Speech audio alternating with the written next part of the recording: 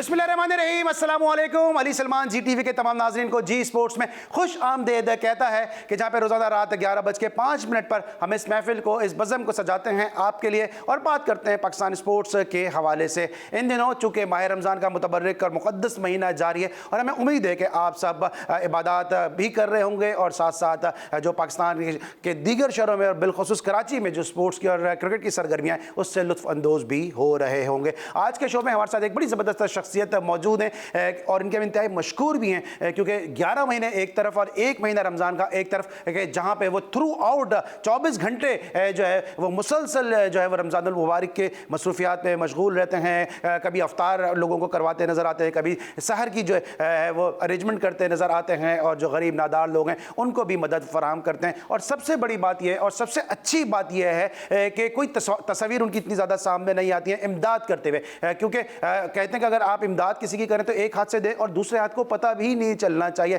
तो जिन लोगों की ये मुस्तकीन की इमदाद करते हैं उनकी कोई तस्वीर नहीं आती, कोई ऐसा नहीं होता कि आटे का थैला एक हाथ में और दूसरे हाथ जो है वो हाथ मिला रहे हैं किसी मुस्तहिक फ़र्द से। लेकिन प्रमोशन के लिए और इस चीज़ के लिए कि आप मज़ीद सदक़ात दें, मज़ीद फ़ितरात दें, मज़ीद इमदाद दें, उसके लिए ज़रूर इनकी अपीलें हमने मुख्तलिफ़ जगह पर देखी हैं, लेकिन मुस्तकीन की तस्वीरें आपने इनके साथ बिल्कुल भी नहीं देखी होंगी। हमारे साथ मौजूद पाकिस्तान के इंटरनेशनल क्रिकेटर, एक बहुत ही हम्बल, बहुत ही नाइस ह्यूमन बीइंग, और ये मैं नहीं कह रहा हूँ बल्कि जिन जिन लोगों ने इनके साथ क्रिकेट खेली है, जिन जिन लोगों ने इनके साथ वक्त गुजारा वो सब इनके बारे में यही बात करते हैं कि he is one of the finest human being. मेरे साथ मौजूद हैं रोमान रईस। अस्सलाम वालेकुम रोमान, कैसे हैं आप? वालेकुम सलाम अली भाई, मैं बिल्कुल ठीक हूँ। सबसे पहले तो रमज़ान में आपकी मसरूफियात हैं, मैं उस पर बाद में बात करूँगा, लेकिन अभी रमज़ान से चंद हफ्ते पहले आपकी साहबजादी को बड़ी ख़तरनाक इंजरी हुई और वो फर्स्ट फ्लोर से नीचे भी गिरी, लेकिन चूँकि आपके साथ लोगों की दुआएँ हैं तो अल्लाह ताला ने उनको एक नई ज़िंदगी बख्शी है। उस बारे में बताइएगा क्योंकि हम सब बड़े परेशान थे जब हम तक ये खबर पहुंची। जी सलमान भाई, वो बड़ा एक लाइफ का बड़ा मेरे लिए बड़ा डेंजरस हादसा था क्योंकि मैं खुद घर पे मौजूद नहीं था। मैं एक इवेंट में गया हुआ था गवादर और सडनली मुझे वहाँ से रात में कॉल आई कि मेरी बेटी रोहा जो है वो गिर गई है फर्स्ट फ्लोर से। तो मेरा तो वापसी का सफ़र भी नहीं कट रहा था, लेकिन शायद वही बात कि पिछले 2 सालों में हमने लोगों की खिदमत की है कि लोगों की दुआएं मेरे साथ हैं और बच्चों के साथ तो वैसे ही अल्लाह का बड़ा फजल है कि फ़रिश्ते साथ होते हैं।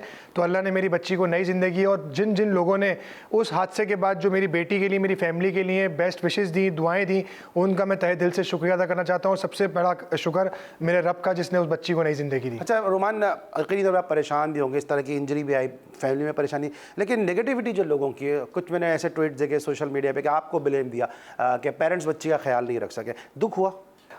बिल्कुल दुख तो मुझे हुआ, लेकिन बात ये कि उनका भी अपना एक राइट है, वो कह सकते हैं, लेकिन उसको मैंने पॉजिटिवली लिया क्योंकि हम खुद जानते हैं कि हम अपने बच्चों की केयर कितनी ज़्यादा करते हैं। मैं तो कर ही नहीं सकते, फरिश्तों की बिल्कुल ऐसा ही है। फरिश्ते तो अल्लाह पाक ने बोला है कि बच्चों के साथ ही होते हैं, लेकिन हम एक एज ए पेरेंट्स हम हर चीज़ को फोकस करते हैं, देखते हैं कि कोई बच्चे को चोट ना लग जाए, शीशे से ना टकरा जाए, कहीं सीढ़ियों से ना गिर जाए। लेकिन अनफॉर्चुनेटली एक नागहानी आफत थी जो आई मेरी बच्ची के ऊपर, और मैं रिक्वेस्ट करता हूँ तमाम पेरेंट्स से कि अपने बच्चों का खुद से भी ख्याल किया करें। हम भी करते हैं, लेकिन अनफॉर्चुनेटली एक हादसा हुआ और इससे हमने बहुत कुछ सीखने को मिला में, और अब हम बिल्कुल नहीं छोड़ रहे और जो भी प्रोटेक्शन है घर के हवाले से, चाहे वो ग्रिल्स हैं या वो चीज़ें हमने फ़ौरन अप्लाई कर दी हैं। ऑलराइट, एक बहुत बड़ा मैसेज भी है कि बच्चों की सेफ्टी के ऊपर बिल्कुल भी कॉम्प्रोमाइज़ ना करें, और जिस तरह रुमान जिस तरह काम करते हैं, सवाब का काम करते हैं, लोगों की इमदाद करते हैं, इनके साथ एक पूरी डेडिकेटेड टीम है। मिसबा खान इनके साथ फॉर्मर फर्स्ट क्लास क्रिकेटर है और भी इनके साथ एक डेडिकेटेड टीम है। तो वो जिस तरह रमज़ान मुबारक में और थ्रू आउट द एयर काम करते हैं, तो आपने देखा कि इसीलिए जो है वो किसी शायर ने कहा है, करो मेहरबानी तुम अहले ज़मीं पर, खुदा मेहरबान होगा अर्शे बरी पर।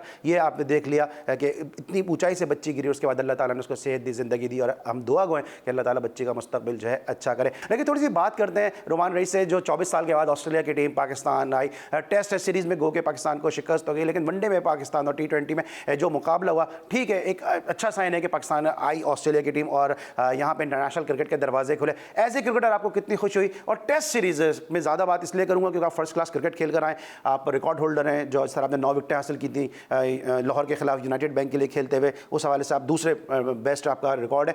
तो टेस्ट सीरीज़ की पर्टिकुलर में ज़्यादा डिस्कस करूँगा कि टेस्ट सीरीज़ में आपको था कि पिचेस ऐसी होंगी तो रिजल्ट ही आएगा।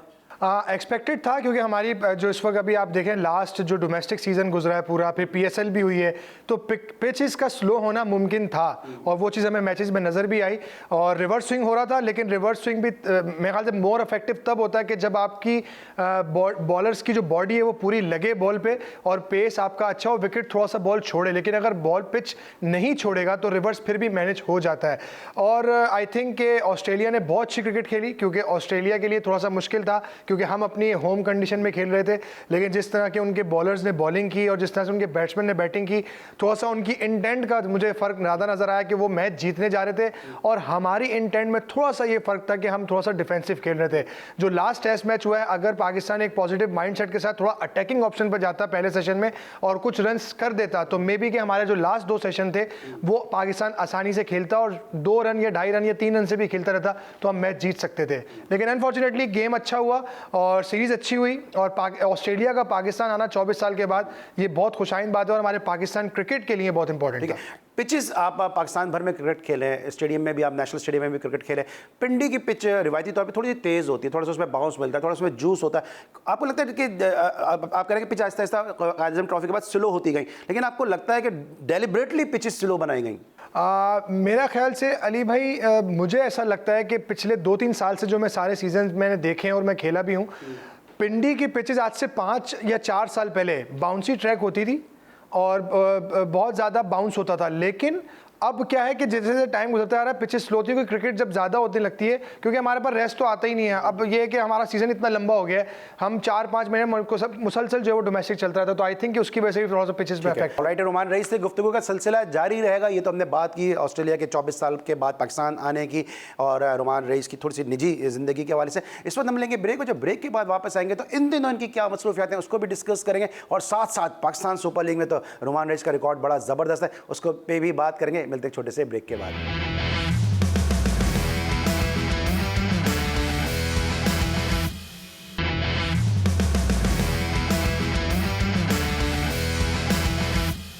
Welcome back after the break. Rumman Raees हमारे साथ मौजूद हैं। अब हम बात करेंगे इनकी आजकल के मसरूफियात के हवाले से। रोमान, मैंने प्रोग्राम की इब्तिदा में भी आपका शुक्रिया अदा किया कि इन दिनों मुझे खुद एहसास है कि आप बहुत मसरूफ़ हैं, लेकिन उसके बावजूद आपने वक्त निकाला। क्या मसरूफियात है आपकी? और ईद के शो में भी जब आप हमारे साथ थे हमने डिस्कस किया, लेकिन एक दफ़ा फिर मेमोरी को रिकॉल करते हैं कि फाउंडेशन को बनाना और फिर इस नहज पे पहुंचाना और फिर लोगों पे आपका एतमाद होना। अमूमन अनफॉर्चुनेटली हमारे यहाँ जो स्टार्स होते हैं, चाहे फिल्म स्टार्स हों, मूवी स्टार हों या क्रिकेटर्स हों, लोग उन पर एतमाद नहीं करते हैं। तो कितना मुश्किल, कितना कठिन रहा ये सफ़र? मेरा ख्याल से मेरे लिए मुश्किल और कठिन नहीं रहा अली भाई, और आप सही बात कह रहे हैं, क्योंकि ये बड़ा मुश्किल मरहला होता है कि किसी भी चीज़ को प्लेटफॉर्म देना, उसको फिर रन करना। और मुसलसल पिछले 2 साल से जब से कोविड पेंडेमिक शुरू हुआ था तो हमने वो काम शुरू किया था, और अल्लाह पाक ने हमारे साथ ऐसे लोग जोड़ दिए हैं जो हमारे डोनर्स हैं या जो हमारे मुखय्यर हज़रात हैं, वो हमारे साथ मुसलसल उस ताउन में लगे हुए हैं और हमारे साथ डोनेशंस के पॉइंट ऑफ व्यू से वो करते रहते हैं, जिसलिए हमारा काम आसान हो जाता है। और आपको पता है कि पिछले साल भी जो रमज़ान का हमारा फ्लो था, जिसमें हमने सहरी की डिस्ट्रीब्यूशन की, घर घर जाके कच्ची आबादियों में, फिर अफ्तार का एहतमाम गुलिस्तान जौहर पे, जौहर मोड़ के अंदर जो ब्रिज, बहुत, हाँ, तकरीबन 800,000 लोग बैठ के वहाँ अफ्तारी करता है। तो वही सिलसिला इस वक्त भी जारी है। मैं तो अनफॉर्चुनेटली शुरू के 2 रमज़ान में नहीं था, क्योंकि मैं अभी अमेरिका लीग खेलने गया हुआ था। अब मैं वापस आया हूँ तो वही माशाल्लाह रौनक लगी हुई है और बहुत अच्छा लगता है, दिल को सुकून मिलता है कि जब कोई मुसाफिर हजरात मुस्तहिकीन बैठ के खा रहा होता है। कोई भी एक शख्स अगर जेन्युइन मुस्तहिक खा गया तो वो भूखा जो होता है, तो आई थिंक कि हम समझते हैं कि यार हमें अजर मिल जाएगा, अल्लाह पाक हमें उसका अजर देगा। और ये कारवां इंशाल्लाह कोशिश कर रहे हैं कि इसको बढ़ाएं और मज़ीद। और एक चीज़ पे हम और काम कर रहे हैं, हम 1-2 प्रोजेक्ट भी इंशाल्लाह अभी एंड के रमज़ान तक अनाउंस कर देंगे।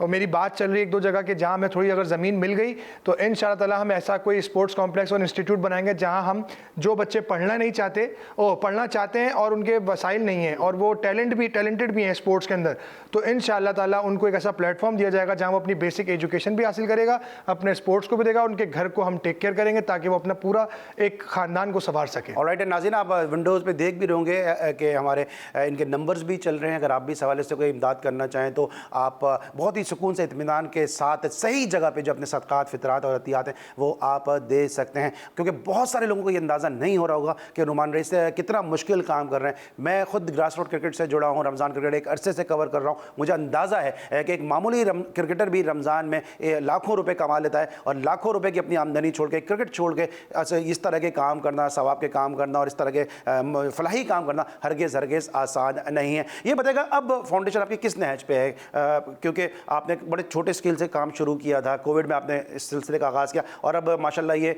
दिन ब दिन बढ़ता जा रहा है। और हम देख ये रहे हैं कि जेडीसी हो, चीपा हो, आईडी हो, ये सब आपके साथ जॉइंट वेंचर के तौर पे काम कर रहे हैं। किसी से कोई ज़ाती वो नहीं है कि ये ज़्यादा आगे बढ़ रहा है, मैं पीछे हूँ। नहीं, इसमें कंपटीशन तो है नहीं ना अली भाई, क्योंकि हमने पहले दिन से अपना मैंने जब फाउंडेशन का एक बेस रखी थी तो मैंने पहले दिन ही ये बात कह दी थी अपनी टीम को कि हमने किसी भी मसलक को, रंग नस्ल को नहीं देखना, हमने इंसानियत के लिए काम करना है। क्योंकि इंसान का जो पेट लगा हुआ है वो इंसान का पेट है, किसी मज़हब या रंग या नस्ल का नहीं है। तो इसलिए मैंने पहले दिन ही कह दिया था कि हम एज ए इंसानियत के लिए काम करेंगे और हम उसी प्लेटफॉर्म पर हैं। और अल्हम्दुलिल्लाह हमारा सिर्फ रमज़ान हम लोग ज़्यादा फोकस करते हैं, उसकी रीज़न ये, लेकिन उसके ओवरऑल भी पूरे साल में हमारी जो रिक्वेस्टें आती हैं उसमें हमारे पास किसी घर का रेंट नहीं है, कोई बेचारा बेवा औरत है उसको अपना कोई सिलाई मशीन चाहिए तो वो हम कर देते हैं, किसी हमारी बहन की शादी है और वो जहेज़ देने के काबिल नहीं है उसका बाप या भाई, तो हम कोशिश करते हैं कि हम जहेज़ पहुंचा दें, हम फर्नीचर दे दें। किसी का हाँ सब कुछ है लेकिन मेहमानों को खिलाने के लिए खाने के पैसे नहीं है 60, 70, 80 अफराद के, तो वो हम अल्हम्दुलिल्लाह वो कर देते हैं। और कोई बीमार है जिसकी दवाइयाँ का मसला है, किसी का कैंसर का इलाज है, तो अल्हम्दुलिल्लाह रुमान रईस खान फाउंडेशन जो है वो सारे काम ये कर रही है और इसमें तमाम क्रेडिट जाता है हमारे डोनर्स का जिनको हम रिक्वेस्ट करते हैं और वो हमारे साथ खड़े रहते हैं। राइट, जिस तरह मैंने पहले भी अपील की है कि आप जो है बिल्कुल सुकून कल्ब के साथ आप इस फाउंडेशन को सपोर्ट कर सकते हैं और मुस्तकीन और नादारों की इमदाद कर सकते हैं। ये तो हमने इनके फलाई कामों के हवाले से बात की, क्योंकि रुमान की इतनी शख्सियत के इतने पहलू हैं कि एक मुश्किल वक्त में इसका अहाता करना थोड़ा सा मुश्किल हो जाएगा। अब थोड़ा बात करते हैं पाकिस्तान सुपर लीग के हवाले से, है कि जहाँ पे पाकिस्तान सुपर लीग में रुमान रईस ने यहाँ भी अपना इम्पैक्ट कायम किया। सबसे पहले तो बताएं वो आपने क्या किया, वो आपने इस्लामाबाद यूनाइटेड के प्लेयर को आउट करके सेलिब्रेशन ही नहीं की और फिर इतना वायरल हो गया। अली भाई देखें, वो उस टीम से मेरे इमोशंस हैं और मेरा जो सही मानों में क्रिकेट का एक लिफ्ट हुआ था मेरा कैरियर, वो मेरा PSL 1 के बाद से हुआ था, जब मुझे as a emerging player Islamabad ने पिक किया। फिर सेकंड PSL में मैं सिल्वर में आया, फिर थर्ड में उन्होंने मुझे वाइस कैप्टन अनाउंस किया। अनफॉर्चुनेटली मिसबा भाई का हाथ फ्रैक्चर हो गया था, तो फिर मुझे कप्तानी करने का ही मौका मिला। फिर जहाँ मुझे इंजरी हुई तो वहाँ उस टीम ने मुझे हर तरह से सपोर्ट किया, चाहे मेरे ट्रीटमेंट के हवाले से, मेरे रिहैब के हवाले से। और जब मैं क्रिकेट नहीं खेल रहा था तो मेरा जिस साल मिस हो रहा था PSL, तो वहाँ मुझे इन्होंने एक प्लेटफॉर्म दिया एज ए बॉलिंग कंसल्टेंट का। तो आई थिंक कि जो टीम आपको इतनी इज्जत दे, इतना आपका केयर करे, तो वहाँ मैंने सोचा कि अगर मैं इस साल किसी और टीम से खेलता हूं और मैं ड्राफ्ट में पिक हो जाता हूं किसी भी टीम से, तो और अगर मैं इस्लामाबाद के खिलाफ मैच खेलता हूं और मैं आउट करता हूं किसी भी प्लेयर को, तो मैं सेलिब्रेट नहीं करूंगा, मैं अपने हाथ जो है ना रिस्पेक्ट में खड़े कर दूंगा कि मैं इस टीम के खिलाफ सेलिब्रेशन अपनी नहीं करूंगा। ठीक। अच्छा, जब रुमान आपको न्यूज़ मिली कि आप इस्लामाबाद यूनाइटेड में पिक नहीं हुए, मुल्तान सुल्तान में जा रहे हैं, फीलिंग क्या थी? क्योंकि जिस तरह आप भी कह रहे हैं इस्लामाबाद यूनाइटेड आपका दूसरा घर है, कराची के अलावा दूसरा घर है आपका, तो क्या फीलिंग क्या थी उस वक्त? हाँ बिल्कुल, थोड़ा सा इमोशनली मैंने, जब मेरे जो रेहान भाई हैं, अली नकवी साहब हैं, उनको मेरी से जब बात हुई तो लिटरली मेरी आंखों में था कि यार नमी सी थी कि मैं इस टीम को छोड़ के जा रहा हूं। लेकिन ये as a sportsman, as a player, ये हमारी जॉब है, हम प्रोफेशनल हैं। PSL का फॉर्मेट भी ऐसा ही है, बिल्कुल ऐसा ही है कि आपको किसी भी टाइम पे किसी भी टीम से खेलने को किसी भी साल मिल सकता है। तो लेकिन मुल्तान सुल्तान की जर्नी जो रही वो भी बहुत ज़बरदस्त रही, चाहे उसकी मैनेजमेंट हो, चाहे हमारे लीडर रिजवान हो, बहुत ही केयरिंग लोग हैं और बहुत सपोर्ट किया, बहुत कॉन्फिडेंस दिया। क्योंकि मैं वैसे ही 2 साल के बाद PSL खेल रहा था, तो मुझे फुली कॉन्फिडेंस के साथ उन्होंने बैक किया और उन्होंने कहा कि आप हमारे मेन बॉलर हो। फिर मुशी भाई वगैरह ने बड़ा सपोर्ट किया। तो आई थिंक कि बहुत अच्छी टीम है मुल्तान सुल्तान और बड़ा अच्छा सीज़न भी रहा हमारा। अनफॉर्चुनेटली हम फाइनल नहीं अच्छा कर सके क्योंकि शायद मेरी ही बॉलिंग की वजह से थोड़ा सा मसला हो गया था, क्योंकि मैंने रन ज़्यादा दे दिए थे, कंसीड करी थे। लेकिन ओवरऑल बड़ा अच्छा एक्सपीरियंस रहा। ठीक है, अब आपकी इंजरी की क्या नौयत है? क्योंकि जो आपको इंजरी है वो बैक ऑफ द माइंड, जब आप गेंद लेके भागते होंगे तो जहन में कहीं ना कहीं इंजरी ज़रूर होती होगी कि अगर मैं ज़्यादा जोर लगाऊं तो कहीं ऐसा ना खुदा ना करे फिर इंजरी आ जाए, तो डाइवर्ट होता है जहन? बिल्कुल अली भाई, डाइवर्ट आज से कोई 1 साल पहले जब मैं दोबारा वापस आने की कोशिश कर रहा था तो उस वक्त मुझसे गलती हुई कि मैं लैक ऑफ मैचेस बहुत था। मैं मतलब अपनी ट्रेनिंग कर रहा था, प्रैक्टिस कर रहा था, सब कुछ कर रहा था, लेकिन लैक ऑफ मैचेस यानी मैच फिटनेस जो होती है ना वो बहुत इंपॉर्टेंट होती है। तो इस बार जब मैं डोमेस्टिक T20 में कमबैक करता हूँ तो उससे पहले मैं आके लोकल मैचेस खेल रहा था ताकि मेरे 20 ओवर फील्डिंग करने की सलाहियत और 4 ओवर पूरे जोर लगा करने की सलाहियत मेरी वापस आए। तो अल्हम्दुलिल्लाह उसके बाद बड़ा अच्छा रहा कि मेरा डोमेस्टिक T20 में मैंने second highest wicket taker finish किया, T10 खेला, वहाँ पे हम जीत कर कर आए और अब PSL में भी अल्हम्दुलिल्लाह बॉलिंग में आउट नहीं कर सका, लेकिन बॉलिंग की फीलिंग मुझे बहुत अच्छी आई। मैं अपनी परफॉर्मेंस को एवरेज ही काउंट करूँगा, क्योंकि जो मेरा स्टैंडर्ड था उसके हिसाब से शायद मैं उस तरह से डिलीवर नहीं कर पाया, लेकिन मैं इंशाल्लाह कोशिश करूँगा कि आगे मेरी जो भी सीज़न और जो भी नेक्स्ट मेरे लीग आएगी या पाकिस्तान से खेलने का मौका मिला तो भरपूर जान लगा के अपनी कोशिश करूँगा कि परफॉर्मेंस करूँ। ठीक है, और आप इब्तिदा में मैचेस नहीं खेल रहे थे, लेकिन इस्लामाबाद यूनाइटेड के खिलाफ आपको मैदान में उतारा गया। क्या सोचती जब आप इब्तिदा में नहीं खेल रहे थे और इस्लामाबाद के खिलाफ आपको मैदान में उतारा गया, क्योंकि आप उनके बॉलिंग कंसल्टेंट भी रहे, तो क्या ये सोच तो नहीं थी कि ज़्यादा बेहतर आप समझते हैं? आप यकीन करें अली भाई, जनरली बात यही आई मेरे दिमाग में भी कि मैं शुरू के 3-4 मैच नहीं खेला, और जब हमारा इस्लामाबाद से मैच पड़ा तो मैं सोचा कि मैं मैच का डेब्यू उस मुल्तान से इसी टीम के खिलाफ ना हो जाए जिससे मैं 6 साल खेलता रहा हूँ। तो आई थिंक कि वो एक बड़ा अच्छा मोमेंट था और बड़ा मज़ा आया और बड़ा कॉम्पिटिटिव मैच हुआ वो, क्योंकि उस इनिंग में जिस तरह शादाब खान बैटिंग कर रहे थे, आई थिंक कि उसकी इतनी अच्छी फॉर्म थी कि वो जो बॉलर आ रहा था, इमरान ताहिर नंबर 1 बॉलर, उसको जिस तरह से उन्होंने छक्के मारे, तो उस टाइम पे शादाब की विकेट लेना आई थिंक वो मैच का टर्निंग पॉइंट था और अल्लाह ने वो इज़्ज़त देनी थी, तो अल्हम्दुलिल्लाह उस पर मैं कामयाब। लेकिन मुझे बड़ा एक अच्छा भी लगा और थोड़ा सा ये भी फील हुआ कि यार शायद मेरी वजह से इस्लामाबाद हार गई। अच्छा, डिफेंडिंग चैंपियन थे मुल्तान सुल्तान, बहुत अच्छा खेली, लेकिन फाइनल में क्या हुआ कि वो उस तरह से कारकर्दगी नहीं आई? आई थिंक देखें सलमान अली भाई, मैं समझता हूँ जेन्युइनली, क्योंकि आप जब तक अपने फेलियर को एक्सेप्ट नहीं करते ना तो आपको आगे सीखने को नहीं मिलता है। क्योंकि हमारी टीम बॉलिंग यूनिट बहुत अच्छा कर थी, 15 ओवर में 115 रन थे, लेकिन लास्ट 5 ओवर में हमसे बॉलिंग अच्छी नहीं हुई, जिसकी वजह से हमने थोड़े से रन ज़्यादा कंसीड कर दिए और हमने 180 प्लस करा दिया। और वो विकेट ऐसा था कि 150 वाला विकेट था, और फिर बैटिंग में प्लेटफॉर्म हमने पकड़ा, 3 ओवर में 35 रन हमारे हुए, लेकिन अनफॉर्चुनेटली जब रिजी और शान दोनों बैक टू बैक आउट हुए तो फिर प्रेशर थोड़ा सा आया और उसकी वजह से हम लोग वो 14 रन या 13 रन की एवरेज को नहीं मीट कर सके। ठीक है, अच्छा माहौल क्या था मुल्तान सुल्तान के? ग्राउंड की मैं बाद में बात करूंगा, जो बेंच भी उनकी ज़बरदस्त है। एंडी फ्लावर आपके साथ मौजूद थे, फिर इसके अलावा आपके साथ वहाँ पे मुश्ताक मौजूद थे और भी कोचिंग स्टाफ था। हैदर अजहर बड़े जो आपके टीम के डायरेक्टर है वो बड़े वोकल हैं। माहौल क्या था? नहीं, to be very honest Ali भाई, माहौल टीम का बहुत ज़बरदस्त था। कोई किसी किस्म का किसी प्लेयर पे प्रेशर नहीं था और सबको बराबर समझा जा रहा था। ये नहीं कि कोई अगर नंबर 1 प्लेयर अभी होकर आया या ICC T20 cricketer of the year आ गया तो उसकी रिस्पेक्ट अलग है और इमर्जिंग की अलग है। ये पूरी एक फैमिली की तरह हम रहे और इसमें क्रेडिट जाता है हैदर भाई को और एंडी फ्लावर को कि जिन्होंने, और मुशी भाई को, जिस तरह से उन्होंने टीम को जेल करके रखा हुआ था। और सबसे इंपॉर्टेंट चीज़, जो हमारे बॉलिंग कोच थे ओटिस गिब्सन, जो कि फॉर्मर इंग्लैंड टीम में कोच भी रहे, तो उन्होंने वेस्ट इंडीज़ के साथ भी रहे, तो बहुत ज़बरदस्त कोच थे और बड़ा एक अच्छा हमारा कोचिंग स्टाफ था। अब्दुल रहमान भाई बहुत ज़बरदस्त कोच हैं, तो आई थिंक बहुत अच्छा एक हेल्दी जो है वो हमारा स्टाफ था और उसकी वजह से हमें बहुत हेल्प भी मिली प्लेयरों को और बहुत अच्छा टूर्नामेंट रहा।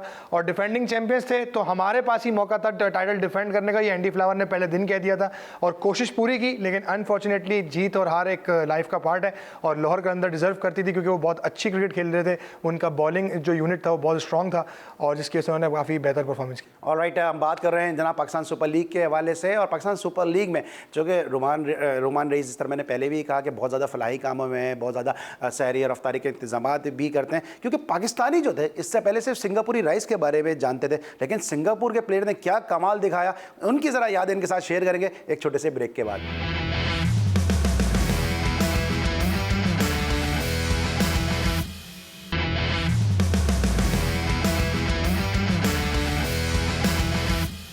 Welcome back after the break. और ब्रेक के बाद ये वाला जो स्पेल है रुमान रईस के साथ बहुत ही कोई फायरी होने वाला है, क्योंकि बहुत सारी बातें हमें कम वक्त में रुमान रईस से पूछनी है। सबसे पहले तो जो टिम डेविड जो सिंगापुर के प्लेयर हैं, क्या कमाल के प्लेयर है भाई और क्या दरियाफ्त है, वो क्या कहेंगे उनके वाले से? टू बी वेरी ऑनेस्ट, जब वो लाहौर के अंदर से खेले थे पहला PSL अपना, तो उस वक्त हम लोग सब as a team bowling unit ये प्लान करते थे कि हाँ यार इसका लेग साइड पे गेम अच्छा है, ऑफ साइड पे ये इतना अच्छा नहीं खेलता। लेकिन आई एम टोटली सरप्राइज कि जिस तरीके से उसने 1 साल में अपनी बैटिंग पे वर्क किया है और जो उसने अपनी शॉटों को डेवलप किया है, कि जिस तरह से वो लेग साइड का तो स्ट्रॉन्ग प्लेयर था ही था, लेकिन जिस तरह से उसने सामने छक्के मारे और जो एक्स्ट्रा कवर और कवर के ऊपर छक्के मारे, आई थिंक कि वो आने वाले टाइम पे बहुत ही एक डोमिनेटिंग और बहुत ही डेंजरस प्लेयर होगा। ठीक है, और अब रुमान रईस जो हैं 2 विकेट कीपर कैप्टन के अंडर में खेले हैं। पहले मैं ज़रा सरफराज की बात कर लेता हूँ। सरफराज के साथ आपने शुरू से क्रिकेट खेली, क्लब से क्रिकेट खेली, अभी आपने जो डोमेस्टिक T20 टूर्नामेंट था वो भी under the captaincy of Sarfaraz खेला। एज ए कैप्टन लोग बहुत ज़्यादा बात करते हैं, बहुत डांटते हैं, बहुत ज़्यादा गुस्सा करते हैं। आपने सरफराज को कैसा पाया? देखें अली भाई, उनकी जो डांट है या जो उनका गुस्सा है वो तो हम समझ चुके हैं, क्योंकि उसकी रीज़न ये कि हमने क्लब क्रिकेट में भी साथ उनके खेला है, रमज़ान क्रिकेट सारी खेली है, डोमेस्टिक में सारी सैफी भाई के अंडर में खेला हूँ। तो आई थिंक वो मुझे इतना हर्ट नहीं करती, मे बी लोगों को करती हो, लेकिन उनका ये स्टाइल है और इसी स्टाइल में जो है वो कप्तानी करते आए और इसी वजह से वो इतने सक्सेसफुल कैप्टन भी थे। और मैं मतलब मुझे तो बहुत अच्छा लगता था उनके साथ खेलने में, क्योंकि वो कॉन्फिडेंस देते थे, वो मुझे ये कहते थे। आपको लगा है जहां उन्होंने अपनी नेचुरल चीज़ें छोड़ दी, बिल्कुल खामोश हो गए, तो हमें भी जब मैचेस हम कवर कर रहे थे एज ए कमेंटेटर या एज एन एंकर, हमें भी बड़ा अजीब सा फील होता कि सरफराज जहां बोलना चाहिए वहां भी खामोश हो गया। आपको लगा नेचुरल जो उन्होंने अपनी एक फ्लेयर था, जब उसको उन्होंने छोड़ा तो टीम थोड़ी और तितर बितर या और बिखरती हुई नजर आई? हाँ देखिए, सम टाइम अली भाई ऐसा होता है कि जब आप कोई अपनी नेचुरल चीज़ चेंज करते हैं ना, तो या तो बहुत आप उससे ज़्यादा कामयाब हो जाते हैं या बिल्कुल आप नीचे आए। तो आई थिंक सैफी भाई के साथ थोड़ा डिसअपॉइंटिंग चीज़ ये हुई कि जब उन्होंने अपनी नेचुरल चीज़, जो उनका एक एटीट्यूड था ग्राउंड में रहने वाला कि बोलना और एक्टिव रहना, बॉलर से बात करना, लोगों के क्रिटिसिज्म से ना, उन्होंने वो चीज़ जब रोकी और अपने आप को चेंज करने की कोशिश की, तो उससे थोड़ा सा मुझे ऐसा लगा कि उनकी कैप्टनसी में भी फ़र्क आया। क्योंकि जब आप चीज़ एक्सप्रेस नहीं कर पा रहे तो मे बी कि वो चीज़ थोड़ी अफेक्ट कर गई हो। लेकिन मैं ऐसा एज ए छोटे भाई सैफी भाई के साथ मैं ये सजेशन दूंगा कि आपने अपने आप को चेंज नहीं करना, जैसे आप थे आप वैसे ही नहीं। आप एंजॉय करते थे अपनी क्रिकेट को, आप अपनी स्वीपर शॉटें मारते थे, आप वो मारें।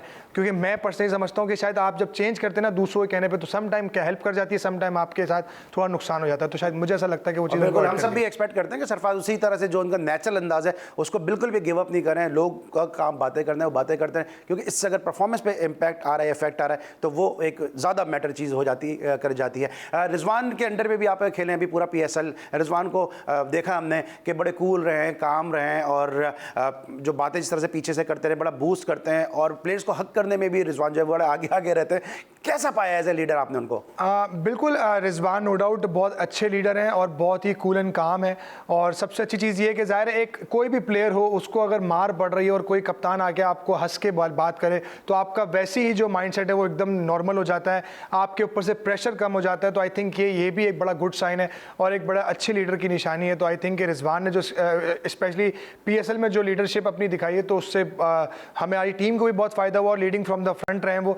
जहाँ हम फंसते थे एज ए बॉलर्स, तो फ़ौरन आके डिस्कस करता था, मीटिंग में प्लान बनाता था, और ये कॉन्फिडेंस देता था कि तुम फील्ड प्लान करो और मैं तुम्हें पूरा बैक करता हूँ, अगर तुम्हारा प्लान कामयाब नहीं होगा तो फिर मैं अपना प्लान एग्जीक्यूट करूँगा। तो आई थिंक एक अच्छे लीडर की यही निशानी। चलिए, ये तो PSL की बातें की हैं, ज़रा बात करते हैं उस टूर्नामेंट की कि जहाँ से रोमान रईस, असल रोमान रईस बन के सामने आया। क्योंकि हमने इससे पहले UBL से, स्टेट बैंक से रोमान रईस को खेलते देखा था, लेकिन रोमान रईस को अचानक से कॉल आती है वहाब रियाज के इंजर्ड होने पे, और फिर ICC चैंपियंस ट्रॉफी जो रमज़ान में ही खेली गई थी, वहीं से रोमान रईस ने टेक ऑफ किया। रोमान, क्या याद है जब आपको कॉल आई कि आपको पता चला वहाब रियाज इंजर्ड हो गए, फिर आप गए खेले और फिर आपने जो इम्पैक्ट दिया क्रंच मैच में, क्या कहेंगे इस हवाले से?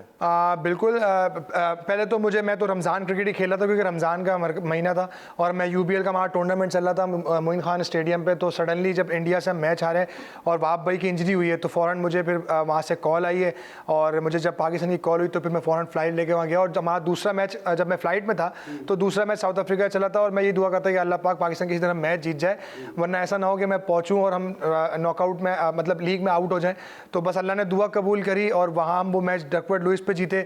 उसके बाद श्रीलंका से हम बड़ा लकीली मैच जीते, सैफी भाई को 1-2 चांस मिले और सैफी भाई और आमिर ने जिस तरह बैटिंग की उस मैच में, बड़ा अच्छा मैच हुआ। और फिर जब मुझे मौका मिला सेमीफाइनल में, आमिर भाई को थोड़ा बैक स्पेजम था तो उन्होंने रेस्ट लिया, और मुझे पर्सनली बहुत प्रेशर था। लोग ये कहते हैं कि बड़ा अच्छी बॉलिंग की, बड़े कॉन्फिडेंट लगे, लेकिन एज ए प्लेयर अगर मैं आपको बताऊं तो इतना बड़ा मैच ICC के इवेंट का, चैंपियंस ट्रॉफी का, वो भी इंग्लैंड के खिलाफ, जो कि बड़ी डोमिनेटिंग टीम चल रही थी उस टूर्नामेंट में, और वो अनबीटन थी और उनके जो ओपनर्स थे बड़े डोमिनेटिंग थे, लेकिन अल्लाह ने बड़ी इज्जत रखी। मैंने सिर्फ अपना प्लान एग्जीक्यूट किया जो मैं नॉर्मली अपनी क्रिकेट खेलता आ रहा था पूरी डोमेस्टिक सीजन से, कि यार मैंने गुड लेंथ पे बॉलिंग करनी है, विड्थ नहीं देनी। तो वही प्लान मैंने रखा और उस पर अल्लाह ने मुझे कामयाबी दी। और एंड में रिवर्स स्विंग हो रहा था, तो मेरा और जुनैद खान का यही प्लान था कि रिवर्स हो रहा है, हमने स्लो वन कम करने, यॉर्कर ज़्यादा करने। तो इसी वजह से बेन स्टोक्स को भी हमने थोड़ा सा डिस्टर्ब किया, जिसकी वजह से उन्होंने 65 बॉलों पे ओनली 35 रन किए। तो वो हमारा बड़ा अच्छा रहा। फिर जिस तरह से इंडिया को हमने फाइनल में आउट क्लास किया, तो आई थिंक कि उसका क्रेडिट पूरी टीम को जाता है, पूरे आवाम को जाता है, जिस तरह से सेमीफाइनल के बाद आवाम ने बैक किया और सब कॉन्फिडेंट थे कि नहीं पाकिस्तान इंडिया को हरा सकता है। इंडिया को जब आपने शिकस्त दी उससे पहले कुछ जहन में चल रहा था यार हम इंडिया से जीत नहीं पाते हैं मेजर टूर्नामेंट्स में, मैच का प्रेशर है और साथ में कोहली, रोहित शर्मा, बड़े बड़े नाम वहाँ पे मौजूद हैं और लोगों की एक्सपेक्टेशन भी हमसे कम हो जाती हैं बड़े मैचेस में कि यार ये तो जीतते ही नहीं है बड़े इवेंट में। बिल्कुल ऐसा ही है, लेकिन अच्छी चीज़ ये हुई थी कि जब हमारा फाइनल से पहले मीटिंग हुई थी तो उसमें सैफी भाई, मिकी आर्थर और हमारे जो दोनों सीनियर प्लेयर थे, तीनों सीनियर प्लेयर, अजहर भाई, हफीज़ भाई और शुएब भाई, इन तीनों चारों ने कहा था कि हम अब ये सोच के नहीं जाएंगे कि हम आईसीसी इवेंट कोई जीते हैं या नहीं जीते, और हमारे पास अब हारने को कुछ बचा नहीं है, तो हमें कोई किसी चीज़ का प्रेशर नहीं लेना, हमने अपनी क्रिकेट को एंजॉय करना है, हम कोशिश करेंगे, रिजल्ट का नहीं सोचेंगे। तो वो कोशिश की, अल्हम्दुलिल्लाह प्लान एग्जीक्यूट हुए। जिस तरह से आमिर भाई का प्लान था कि यार मैं आते ही जो है रोहित शर्मा को और विराट कोहली को अंदर लाऊंगा, तो कोशिश करूंगा आउट करने की अर्ली ऑन नए बॉल से, तो वो प्लान एग्जीक्यूट, जबकि कोहली का कैच गिर गया था, लेकिन दूसरी ही बॉल पे जो है वो दोबारा एज लगा और पॉइंट पे शादाब ने बड़ा ज़बरदस्त कैच पकड़ा और अल्हम्दुलिल्लाह वो प्लान सारे एग्जीक्यूट हुए, वो रिजल्ट अच्छे आए उसके और फिर इसी वजह से हम फाइनल जीत गए। तो प्रेशर नहीं था क्योंकि मैनेजमेंट ने पूरा ही कह दिया था कि टेंशन नहीं लेनी, हार जीत गेल का ऐसा है, हमने सिर्फ अच्छा खेलने की कोशिश करनी है, बाकी रिजल्ट बाद में देखा जाए। और मैच के बाद कोई बात हुई आपकी इंडियन प्लेयर से? बिल्कुल, हम लोग सब खड़े हुए थे जब प्राइज डिस्ट्रीब्यूशन चल रही थी, तो धोनी भी खड़े हुए थे, विराट कोहली भी थे, रोहित भी थे, तो मतलब उन्होंने बड़ा अप्रिशिएट किया कि नहीं यार आप लोगों ने बड़ी अच्छी क्रिकेट खेली है और आपके जो यंगस्टर्स हैं स्पेशली, क्योंकि उस टीम में हमारे 4-5 सीनियर प्लेयर्स के अलावा ज़्यादातर यंगस्टर थे, जिसमें शादाब, मैं, फ़हीम, फ़खर जमान, ये सारे हम 4-5 लड़के, हसन अली, 4-5 लड़के वो थे जो बिल्कुल PSL से आए थे टीम में फ़ौरन। तो आई थिंक कि उन्होंने बड़ा हम लोगों को अप्रिशिएट किया, बड़ा कॉन्फिडेंटली कहा कि नहीं ये आप लोगों के फ्यूचर प्लेयर हैं जो पाकिस्तान को आगे जाके बड़ा अच्छा सर्व करेंगे। बाबर आजम स्पेशली बड़ा वो उनको रेट किया जा रहा था उस वक्त। ठीक है, बाबर आजम की आपने बात की और बहुत सारे लोग कंपैरिजन करते हैं बाबर का और कोहली का, आपने दोनों को बॉलिंग की है, दोनों के साथ आपने टाइम सर्व किया है, टाइम बिताया आपने, आप इस कंपैरिजन को समझते हैं कि ये बनता है कंपैरिजन, या आप समझते हैं कि है कोई दोनों के दरमियान मवासला? मैं इसको पता है अली भाई ऐसे देखता हूँ कि जैसे लोग फुटबॉल में मेसी और रोनाल्डो का करते हैं ना कंपैरिजन, तो उन दोनों का कंपैरिजन बेकार है। इसी तरह मैं समझता हूँ बाबर और विराट कोहली का कंपैरिजन बेकार है, क्योंकि दोनों की अपनी अपनी क्लास है और बाबर बड़े टेक्निकली बहुत साउंड है as compare to Virat Kohli, लेकिन जो विराट कोहली की क्लास है वो ये है कि वो जिस तरह से मैच फिनिश करते हैं, जिस तरह से उनको गेम अवेयरनेस है कि मैंने कितने रन रेट को कैसे लेके चलना है, तो दोनों की अपनी पर्टिकुलर क्लास है और मैं समझता हूँ कि दोनों बड़े वर्ल्ड क्लास प्लेयर हैं और दोनों को बॉलिंग करना मुश्किल है क्योंकि इतनी आराम से अपनी विकेट देते नहीं हैं। ठीक है, अच्छा बाबर, अभी आपने बाबर का तस्करा किया, अब पाकिस्तान सुपर लीग में हमने भी शोज़ किए और हर जगह बाबर पे तनकीद हुई है कि वो पावर प्ले का अच्छा इस्तेमाल नहीं कर सके। जब आप डग आउट में बैठते थे, जब आपका कराची किंग्स से मैच होता था, उस वक्त सोच क्या होती थी? क्योंकि अगर मैं ऐसे बात करूं कि जो हम क्लब क्रिकेट में हमारी जो सोच होती है यार इसको तो आउट करना ही नहीं है, ये जब तक खेलेगा हमें फ़ायदा है। नहीं, सम टाइम जब उसकी फॉर्म नहीं होती तो फिर हम ये कोशिश करते हैं कि यार उसको लंबा खिलाएं, क्योंकि अगर वो 50 बॉलों पे 70 रन करेगा या 75 रन करेगा तो मैं इतना हर्ट नहीं करेगा, एज़ कम्पेयर के कोई दूसरा प्लेयर आया वो 30 बॉलों पे 60 कर दे 200 या 300 के स्ट्राइक से, तो वो ज़्यादा मुश्किल हमें लगता है। और स्पेशली जब उसकी फॉर्म होती है तो फिर हमारा प्लान ये होता है कि इसको नए बॉल से अर्ली ऑन आउट कर लो, वरना पावर प्ले जो है वो थोड़ा सा अच्छा यूटिलाइज करता है, क्योंकि उसके पास शॉटें सारी हैं, ऑन पे अच्छा खेलता है, कवर ड्राइव अच्छी खेलता है, स्ट्रेट ड्राइव अच्छी खेलता है। तो आई थिंक जब उसकी फॉर्म नहीं होती तो हम कोशिश करते हैं कि उसको लंबा खिलाएं, और जब उसकी फॉर्म होती है तो हम कोशिश करते हैं कि उसको जल्दी आउट कर लें। ठीक है, अच्छा कोई आप जब आप बता रहे हैं अभी कोहली से और रोहित शर्मा से बात हुई, बॉलिंग आपने बड़ी अच्छी की, पाकिस्तान के प्लेयर से भी मुतासिर नजर आए, तो कोई बात हुई ऐसी, कोई IPL में चांस वांस की बात हुई कि IPL में पाकिस्तानी प्लेयर खेले? नहीं, बिल्कुल, हमारी विश है कि हमारे ऐसे कोई ताल्लुकात पाकिस्तान और इंडिया के बेहतर हो जाएं, क्योंकि हमें अच्छी तरीके से याद है जब पहला IPL हुआ था और पाकिस्तानी प्लेयर्स जब गए थे तो जिस तरह से पाकिस्तान प्लेयर्स की परफॉर्मेंस थी, चाहे वो शुएब भाई हो, Sohail Tanvir best bowler of the tournament हुए थे, तो आई थिंक अगर हमें मौका मिलेगा तो हमारे प्लेयर्स के लिए भी बहुत अच्छा है। और वहाँ के, क्योंकि इंडियन फैंस जो हैं वो पाकिस्तानी क्रिकेटर्स को वैसे भी बहुत पसंद करते हैं, बड़ी रिस्पेक्ट करते हैं। बिल्कुल, और हम जब इंडियन प्लेयर्स यहाँ पे आते हैं तो हमारे यहाँ पे जो क्राउड है वो बहुत प्यार देता है। और जब भी लास्ट हमारा जो टूर हुआ था इंडिया पाकिस्तान का, तो बहुत ज़्यादा इंडियन टीम को यहाँ पे सराहाया गया था। तो आई थिंक ये ताल्लुकात अल्लाह करे कि बेहतर हों और ये दोनों नेशंस की जो टीम्स हैं वो एक दूसरे के मुल्कों में जाके खेलें, और क्योंकि एक इंटरनेशनली ग्लोबली भी बहुत फ़ायदा है इस इंडिया पाकिस्तान की सीरीज़ होने से और इनके मैचेस होने से। ठीक है, अब जो रमीज़ राजा साहब कोशिशें कर रहे हैं कि दोनों ममालिक के दरमियान, ठीक है, अगर बायलैटरल सीरीज़ नहीं होती है तो कोई ट्राई नेशन सीरीज़ हो जाए, या अभी ऑस्ट्रेलियन के जो चीफ हैं ग्रीन, उन्होंने ऑफ़र की है कि पाकिस्तान और इंडिया की जो सीरीज़ है वो ऑस्ट्रेलिया में खेली जा सकती है। As a player, as a Pakistani, आप क्या समझते हैं कितनी ज़रूरी है पाकिस्तान इंडिया सीरीज़? बहुत ज़रूरी है, क्योंकि देखें इंडिया की टीम बहुत ही स्ट्रॉन्ग है और जिस तरह से, लेकिन पाकिस्तान ने वर्ल्ड कप में इंडिया को शिकस्त दी, वो तो बहुत आउट क्लास पाकिस्तान खेला। लेकिन मैं ये समझता हूँ कि ये सीरीज़ दुनिया की सबसे अच्छी सीरीज़ है और नॉर्मली बहुत हिस्टोरिकल सीरीज़ हुई हैं पाकिस्तान इंडिया की, और इससे आगे आने वाले प्लेयर्स को भी बहुत कॉन्फिडेंस मिलेगा क्योंकि दोनों टीमें कंपेटिटिव हैं।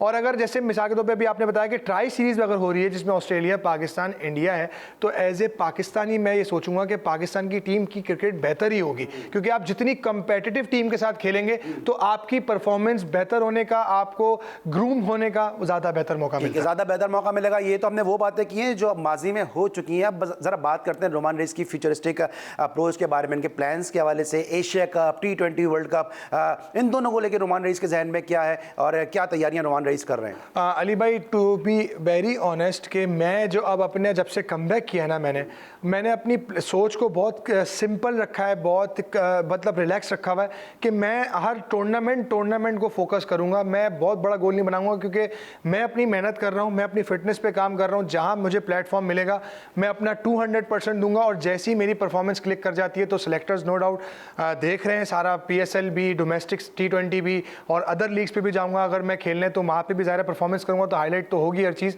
उसके बाद मुझे सबसे ज़्यादा ख्वाहिश तो हर इंसान को होती है कि पाकिस्तान से मैं दोबारा खेलूँ, क्योंकि मैं जब पाकिस्तान टीम में था तो मैं इंजरी की वजह से बाहर हुआ हूँ, अपनी परफॉर्मेंस से बाहर नहीं हुआ। और मेरी ख्वाहिश है कि मैं दोबारा अपने मुल्क को यहाँ पे सितारा पहनूँ और अपने मुल्क को रिप्रेजेंट करूँ दोबारा, और एशिया कप आए, वर्ल्ड कप आए, कोई भी सीरीज़ आए, मैं रेडी हूँ पाकिस्तान खेलने। और हमारी नेक तमन्नाएं आपके साथ हैं। और जाते जाते ये आपका कैमरा है, अगर आप इसमें कोई मैसेज देना चाहें अपने फैंस को, अपने लवर्स को।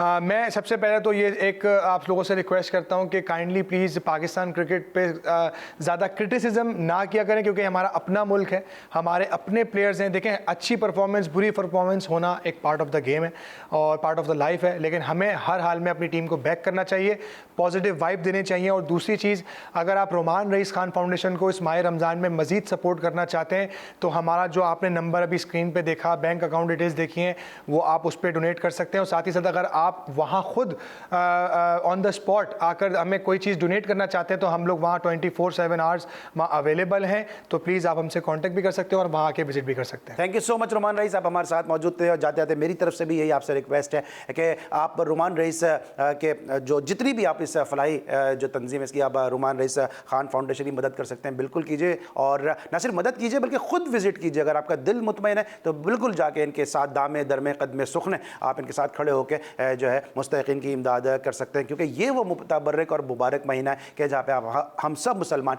दिल खोल के अतियात, सदक़ात और फितरात देते हैं, और मुस्तहिकीन तक पहुँचाना फिर इन जैसे अच्छे लोगों की जिम्मेदारी हो जाती है। आज के लिए बस इतना ही, इंशाल्लाह अगले शो में फिर आपसे मुलाकात होगी। उस वक्त तक के लिए अली सलमान को पूरी प्रोडक्शन टीम के साथ इजाज़त दीजिए। अपना बहुत ख्याल रखिए। अल्लाह हाफ़िज़।